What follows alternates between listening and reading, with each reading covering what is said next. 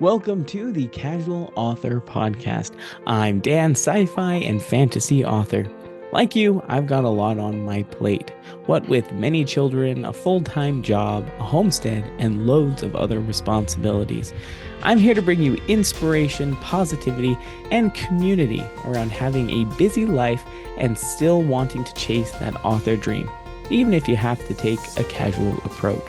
For more information about the podcast, me, or my books, head to thecasualauthor.com. Let's get started. How are you doing today, John? Oh, I'm doing so good. It's an excellent Saturday so far, I hope. It's an excellent Saturday looking out my window at all the snow and sunshine, which is nice, which is a nice change. Sure, you don't always see snow and sunshine. I feel like it's been really cloudy around here recently. Yeah, I went and took a drive this morning and I had to put sunglasses on. And I was like, this is weird. I forgot what sunglasses are like. This is an odd change. Makes it worse because it just reflects the sun right into your eyes. Exactly. Don't account for.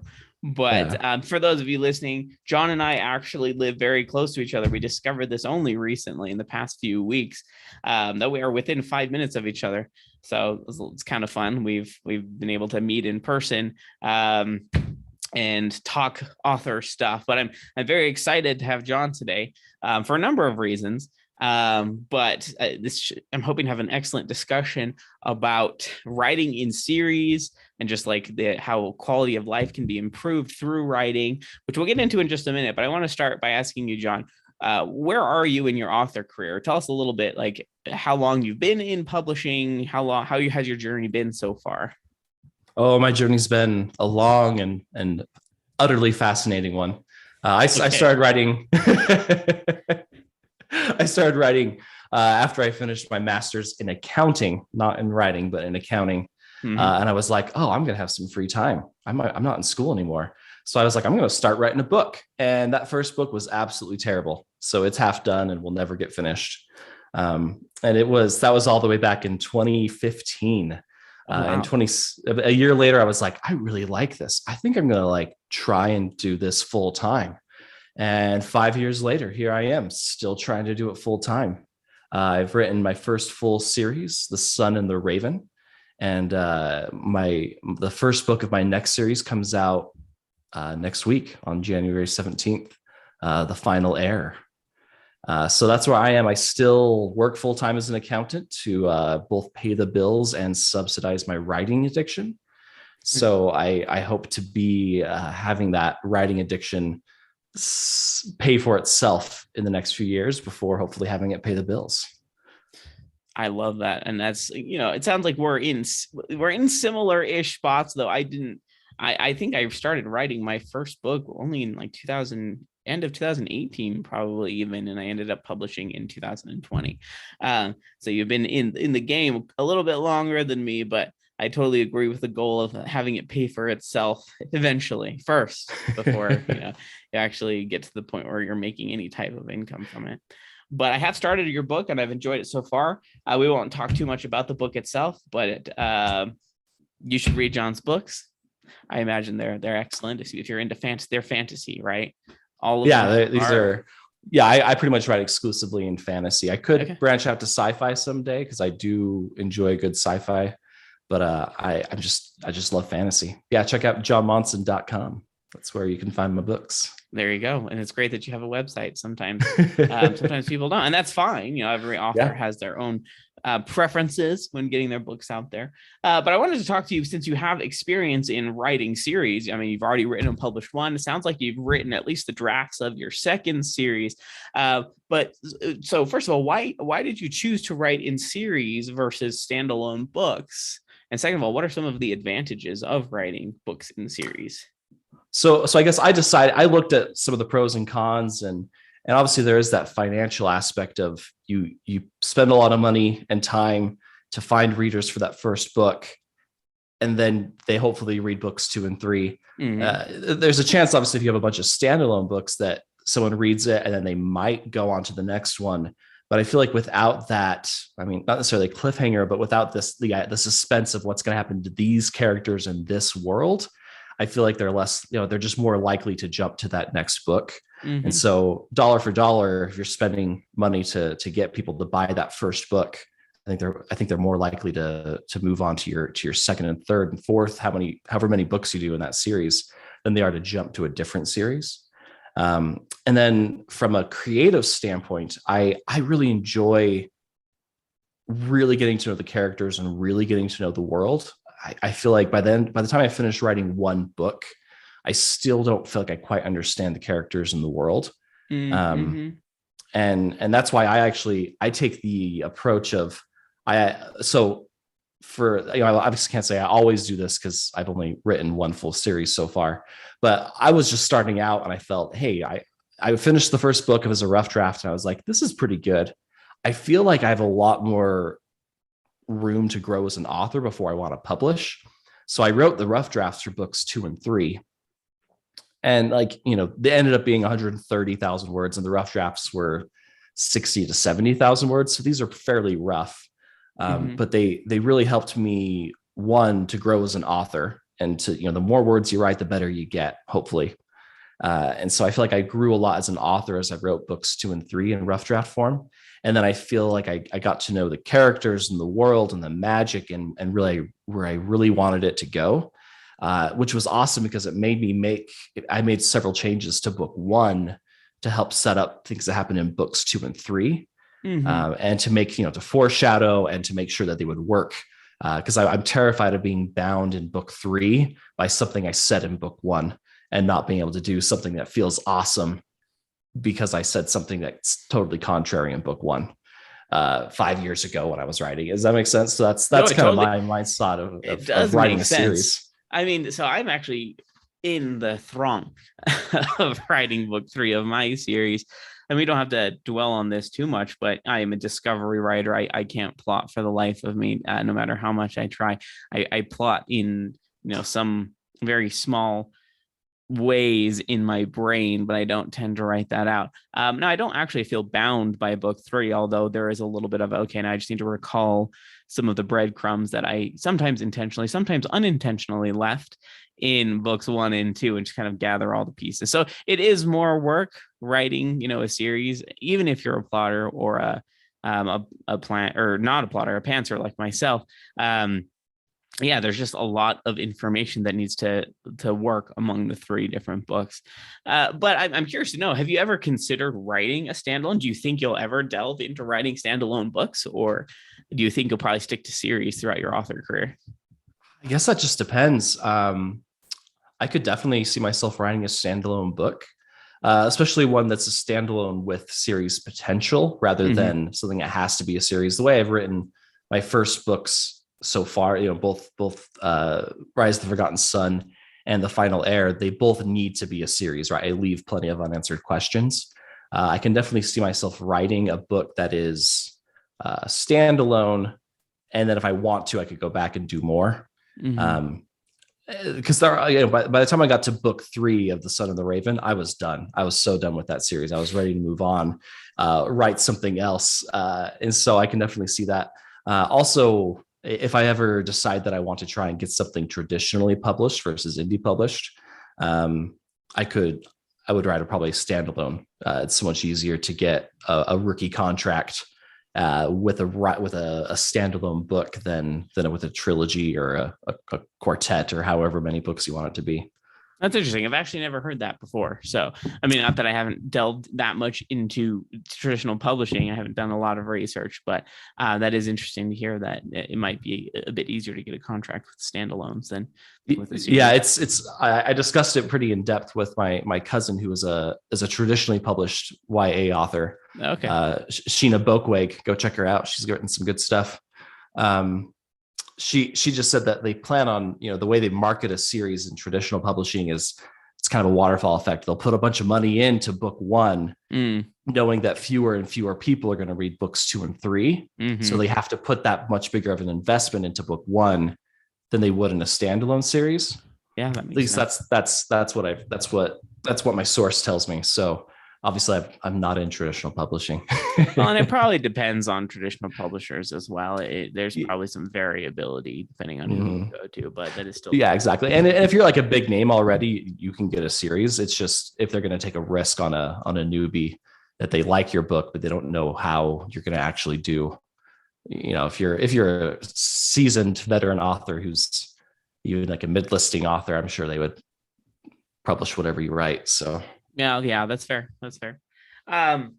So in talking about series, I mean, it sounds like you are a plotter based on what I've heard in the discussions we've had in the past. So like, what methods do you use to keep track of all the information across your series? It sounds like you pre-plan the entire series prior to writing it all. Is that correct? yeah, that's right. So my process is I do a kind of chapter by chapter outline. Yeah, I just plot it, but I always leave plenty of space for it to grow on its own. Sure. So I create, you know, here's what's going to happen in each chapter. I also use, if you've read, or anybody who's listening has read Save the Cat, they give a good way of analyzing, you know, what part of, you know, acts 1, 2, and 3, and it's kind of a structure that can be as tight or as loose as you want it to be.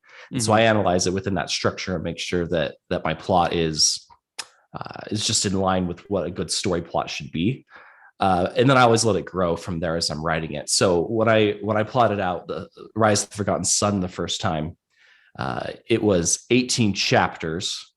It ended up being 36 chapters, and you would recognize it as the same book, but there's a lot of differences between that first outline and what the book ended up being, because I got to the point where I was like, oh, this would actually happen here. You know, if this happens to this character, they wouldn't do this, they would do that. And so I change it. And so it just grows. Obviously not as much as Wheel of Time. I think Wheel of Time started out as a trilogy and it grew to a 14-book series. That's definitely not what happened with mine, but it definitely morphed and grew as like a living thing. So I definitely never feel bound by my outline. I'm always willing to deviate from it as the story dictates.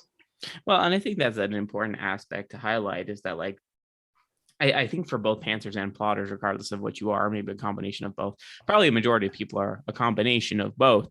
But, you know, leaving that room for flexibility, the creative process to make the story be what it needs to be is important. I don't think anybody can plan everything out in perfection, chapter by chapter, and expect it to turn out that way. So it's good to hear, though, that you had that experience, probably with books 2 and 3 as well. I mean, you highlighted book 1, but I imagine you probably had similar experiences with the second and third book of the series. Definitely. And I would honestly say, like, book 1, several things changed in book 1 as I fleshed it out.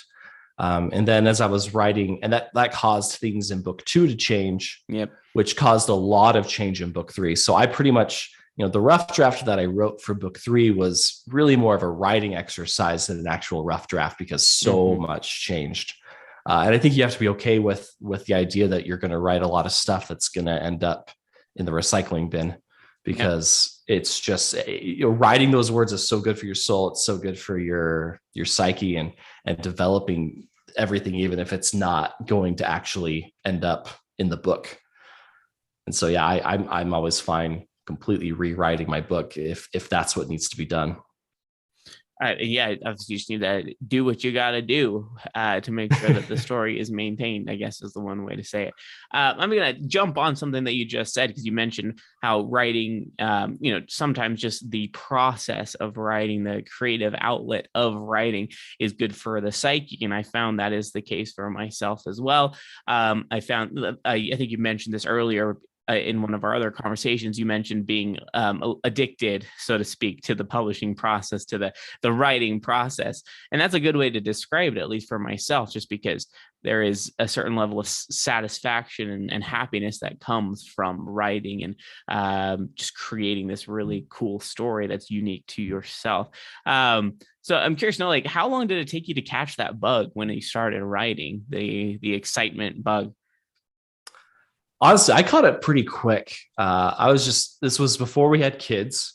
And there was just some evenings my wife and I spent. She was working on her art. She's a very talented artist. And I was just writing, and it was garbage, but it was so fun.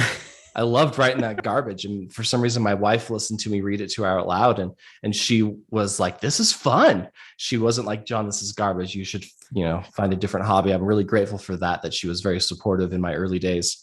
But I just loved it from the beginning. And I remember even just talking to one of my coworkers about, he was kind of a mentor to me about my career. And we were talking about what we wanted. I was like, really, I think I'd like to do this writing thing. And we were like, yeah, but that's not going to be a thing. That can't be a thing. And a year later, I'm like, no, this is going to be a thing. I don't care what it takes. It's going to be a thing. So yeah, I loved it immediately. It was a hobby for about a year and quickly turned into an obsession.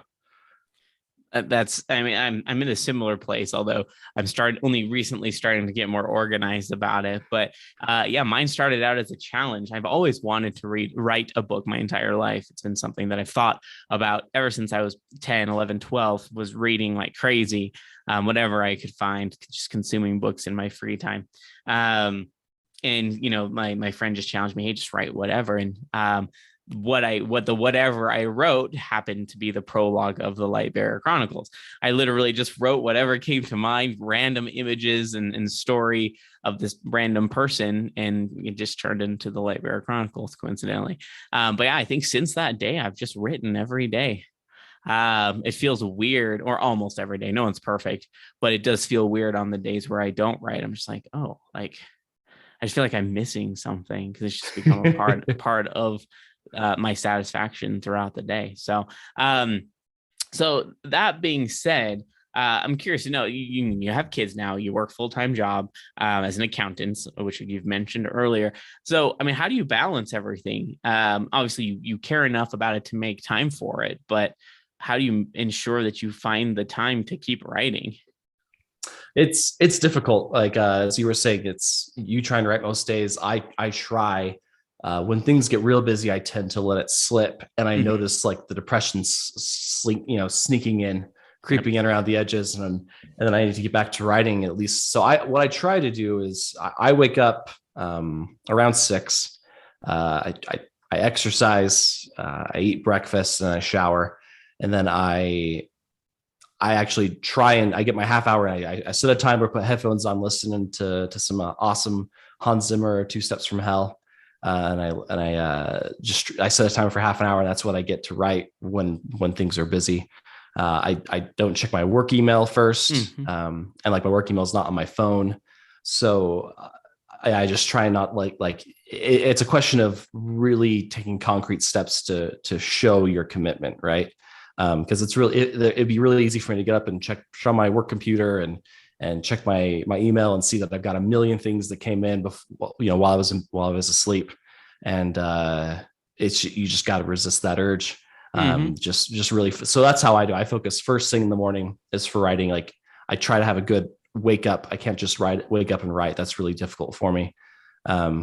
Exercise, eat breakfast, shower, and just do, that's the most, then after that's the most important 30 minutes of my day is writing. And in the summers and when my accounting job is a little more chill, I can have, more like 2 to 3 hours to write in a day, rather than 30 minutes. But it's just like a question of making it the most important part of your day. That's what I try and do. Yeah, and I agree. It's for me as well. It's a little bit of a momentum thing. So even though I do skip some days where necessary, just having that little bit of writing time, even like you said, just 30 minutes helps keep that momentum up for me, so that I keep wanting to write and keep moving on with whatever story that I'm writing. And so just clarification, that 30 minutes is strictly writing, or do you ever use that time for, say, editing or formatting or anything? Do you intend on it just being writing time only? Well, I guess, yeah. Or? I mean, it could definitely be editing time, depending on where I am in the process of my story. So like right now I'm working on the sequel to The Final Heir called The Fallen Usurper. And the rough draft is done.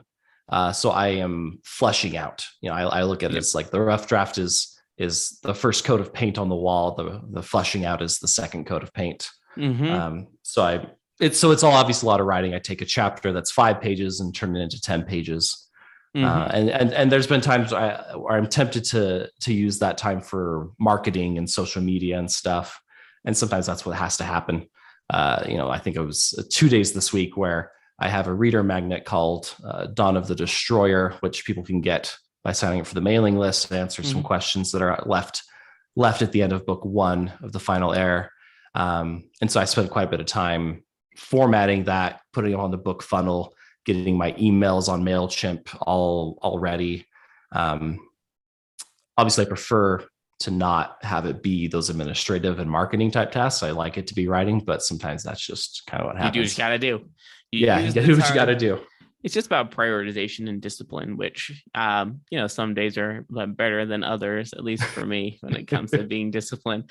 But no, I do want to highlight the point that you said, where just like making it the most important part of your day is a really important step. Commit not only to the art of writing, but to your emotional state, because even for me, I feel so much happier and satisfied when I'm creating, when I'm putting these words on the page, or working on something, like I said, unique that you're willing or hoping to share with people. So that's a really important part of it, and I know that has made a massive difference in my life as well.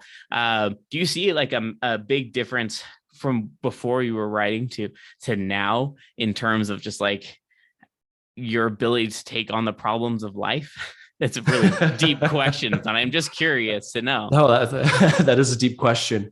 I mean, yes and no, I guess is the terrible answer to that. Obviously, before I was writing, I was a full-time student and working full-time, so I was pretty much at my limit, just stressed and maxed out. But also, since then, I've had 2 kids, and they stress me to my max as well. And so it's interesting. I was thinking about the years I published books, and since I've started, I've not published a book in the years that my daughters were born. So it's just with the having a pregnant wife who is struggling and needs more help, and then you have a newborn and you need that, everything's focused on that newborn. And I still try. I remember when this is obviously a tangent, when my first daughter was like maybe 2 months old, I was like, hey, it was like 7 o'clock at night. I was like, hey, I'm going to take 30 minutes to write. I haven't written in weeks. I start my timer and I'm 2 minutes in, and she has the messiest diaper that just got everywhere. Oh yeah. And so it's like they know. They know. She knew that I was doing something for me, that I was trying to write. And she's like, nope, not today, Dad. That's funny. And so children for me have been a huge blessing and a huge challenge as well, which I'm sure everyone would say. But I do notice when I'm writing consistently, I'm a happier dad, I'm a happier husband. And so the little things don't bug me as much. If my toddler has a meltdown, it's like, oh, this is just a meltdown. That's fine. That's not a big deal. I don't need to get upset about this. This is just a toddler meltdown. It's not, so there's just something to be said about being creative, and just what that does to your soul and how it helps it blossom. Absolutely. And the other thing that I do want to highlight as well, because this is similar for me, is there's times and seasons to everything, right? You mentioned specifically not being able to publish during the years that your daughters were born. And I was thinking back immediately when you said that, like, have I published in the year that one of my kids was born? I think, yes, I'm pretty sure when my 5th child was born, I published like the month before she was born. And I don't know how I did that. Admittedly, I don't remember, but I do remember just like the times where we had her as a newborn, and my wife was recovering from the birth and everything. I didn't really write that much, and just having to take everything in stride, do what you can in the time and not being too hard on yourself, but recognizing that you do. There's a lot of positive that comes from taking little times here for yourself to write and to keep that momentum going where possible. But I mean, this podcast is intentionally called The Casual Author. For me, that doesn't mean like, I'm not really working on my author business. It more means giving it the respect that it deserves, but also recognizing that you have a lot of other responsibilities that need to be managed. And that it is a long game. So, I mean, you've been in publishing for 5 years, probably longer if you count when you actually started writing. I've been in for not quite 2 years, but recognizing that it's gonna take a while, and that's okay. Just like building the groundwork for this business, and knowing that someday, once I've published a few more books, 5, 6 more books, things will really get rolling.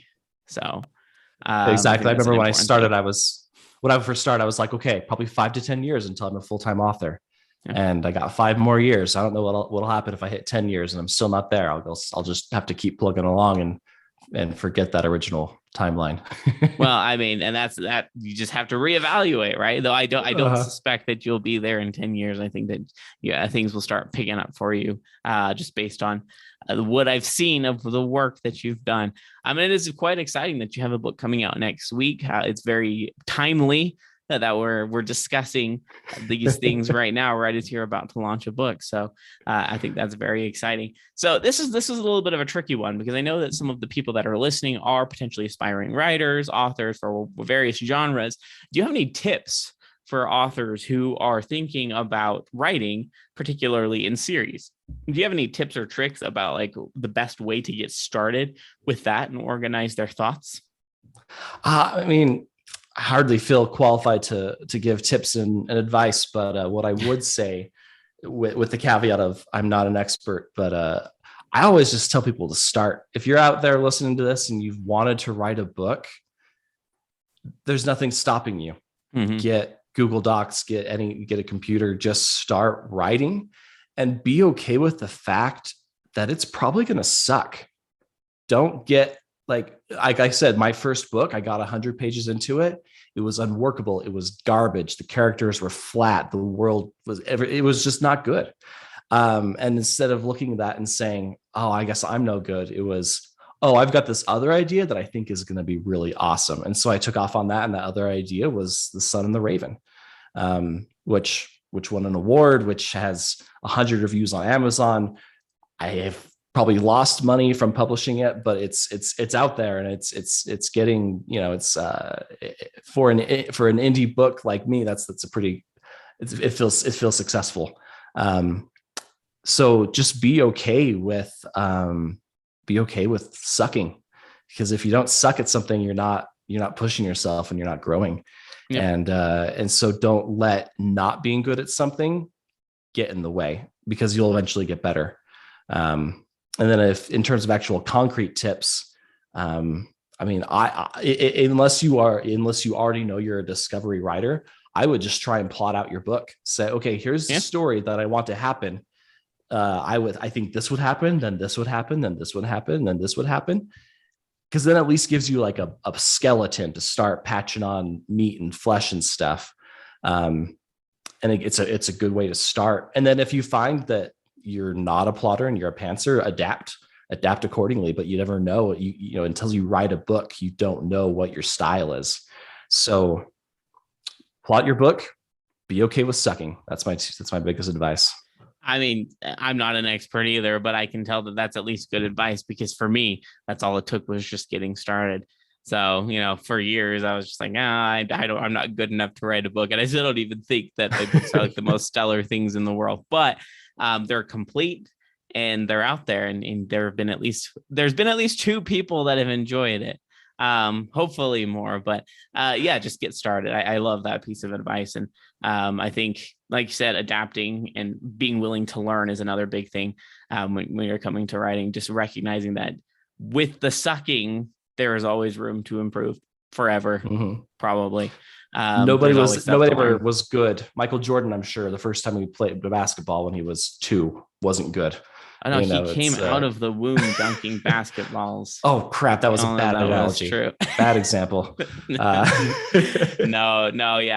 totally agree with that. But we covered this a little bit earlier, but I just wanted to say, where can people find you? Where can they find your books? Tell us where people can read your stuff.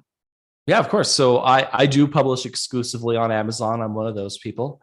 So if you have Kindle Unlimited, my books are free. Or at least they're part of your subscription. Right. And so my books are on Amazon. You can also check me out at jonmonson.com. I have Instagram, TikTok, Facebook. I'm not on Twitter. I don't know. I'm on Twitter about 2% of my life, not even that long. I'm hardly on Twitter. I created one, but no, that's I created excellent. one back. Yeah. And so, yeah, check me out at jonmonson.com. I do have 2 short stories that kind of fill in some gaps on The Son of the Raven and The Final Heir.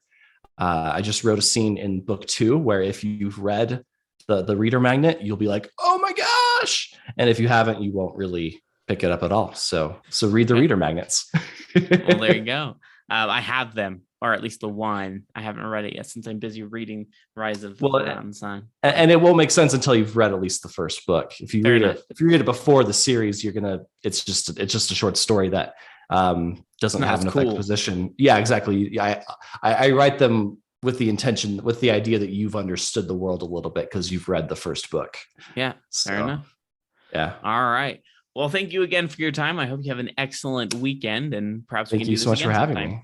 Yeah, of course. I'm sure we'll see each other outside the podcast real soon. Oh, absolutely. we're hanging around in this cold state.